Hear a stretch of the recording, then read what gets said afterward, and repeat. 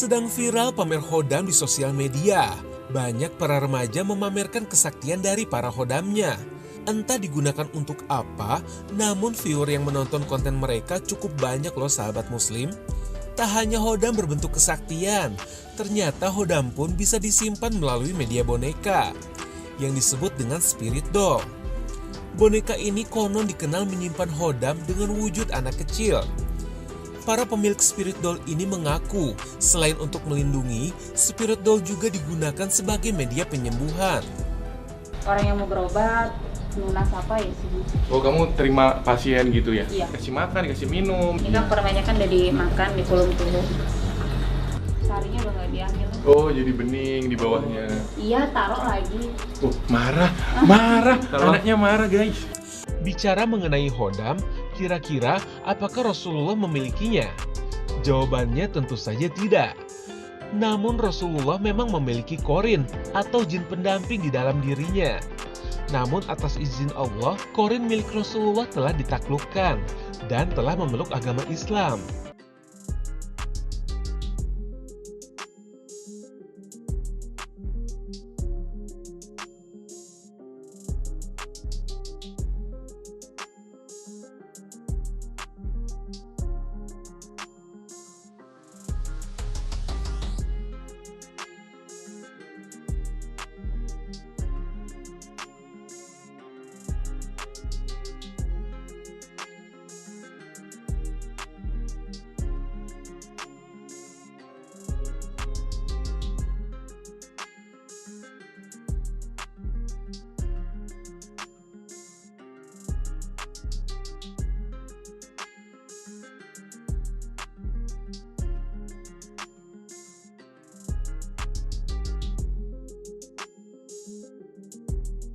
Sedangkan korin merupakan pendamping pemberian Allah yang pasti dimiliki setiap manusia.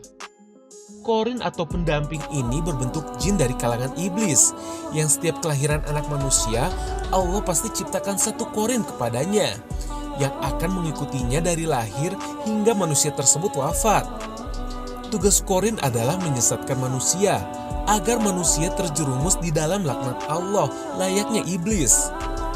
Hal ini merupakan bagian dari janji Allah kepada iblis yang mengabulkan permohonan iblis agar anak cucu keturunannya dapat menggoda keturunan Adam hingga mereka wafat dan masuk neraka.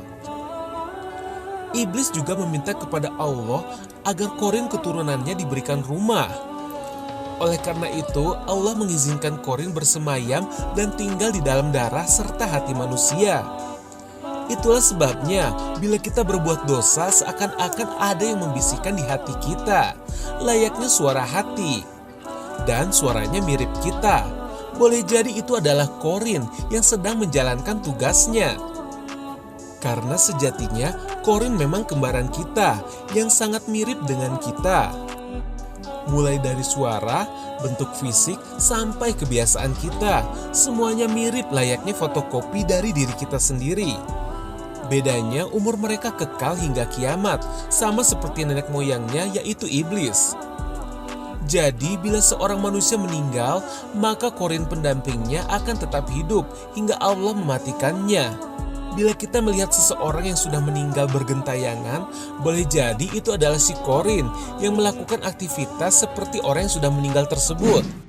Assalamualaikum warahmatullahi wabarakatuh. Alhamdulillah wassalatu wassalamu ala rasulillah.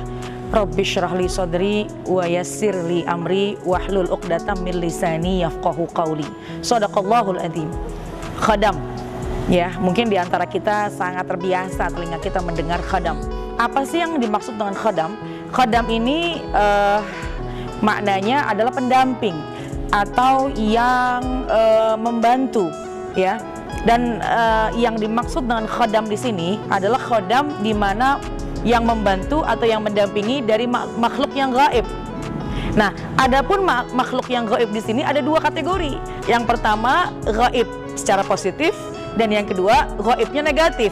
Kalau yang positif, khodamnya yaitu berupa dari para malaikat-malaikatnya Allah.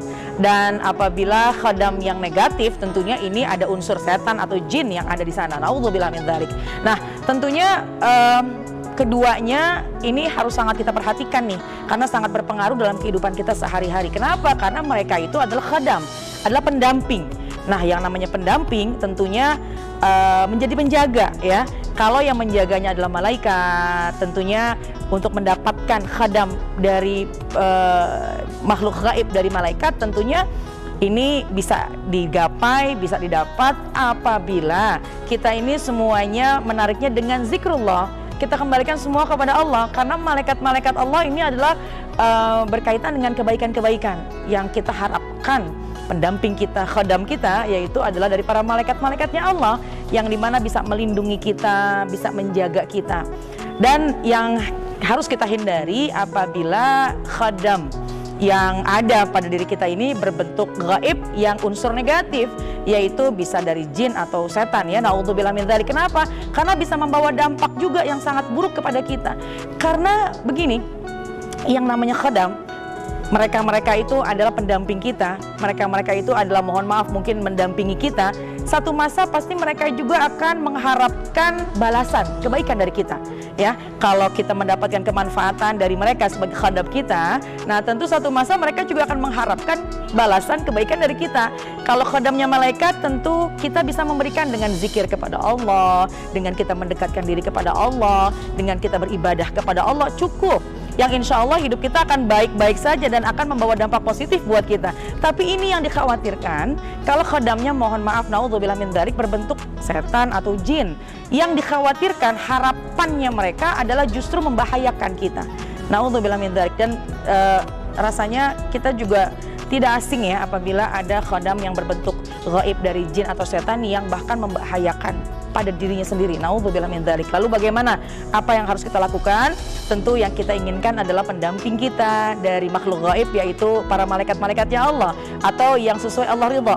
Oleh karenanya perbanyaklah berzikir kepada Allah, perbanyak ibadah, luruskan hati. Insya Allah yang akan mendampingi kita, insya Allah yang akan membawa aura positif, agar juga positiflah kehidupan kita dunia dan akhirat. Dan jauhilah yang namanya perbuatan-perbuatan yang dimurka oleh Allah. Khawatirnya yang mendampingi kita juga mendatangkan aura-aura yang negatif. Naudzubillah min dzalik.